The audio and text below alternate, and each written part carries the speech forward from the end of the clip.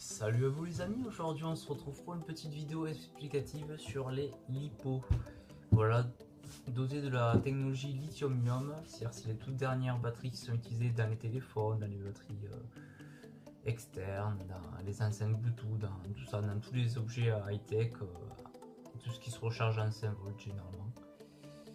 Voilà, alors ça c'est une cellule LiPo et ça c'est une batterie LiPo. La différence, c'est que là-dedans, il y a 3 cellules. 3 cellules de 3,7 volts, ce qui va donner 11,1 volts, soit une batterie en 3S. Chaque S est un élément. Alors sur les batteries de drones, avions, voitures RC, dans le modisme, les plus courants sont utilisés bien sûr des LiPo à la technologie lithium-ion.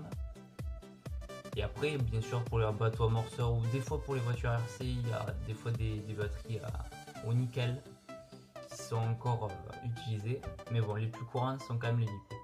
Alors, une LiPo, comment ça se mesure? Alors là, on va avoir des C. Là, il va y avoir 35 C par exemple.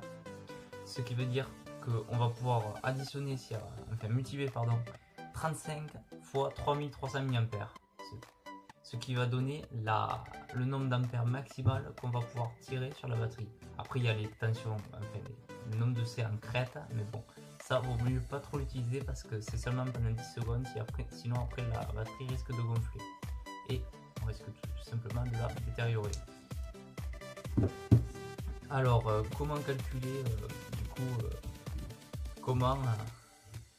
combien de S il nous faut? Par exemple, pour un drone normal, ça va être du 3S, c'est-à-dire 11,1 volts, vu que 3 fois 3,7 volts égale 11,1.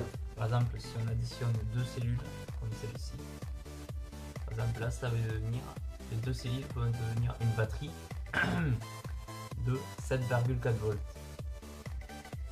À nominal, bien sûr, je parle.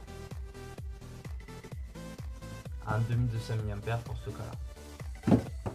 Voilà, et ça c'est une petite batterie d'un casque Bluetooth, comme on peut le voir très souvent.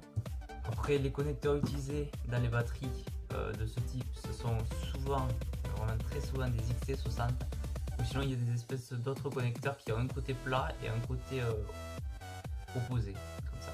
Il faut une espèce d'angle à 90 degrés, je sais pas trop comment vous l'expliquer.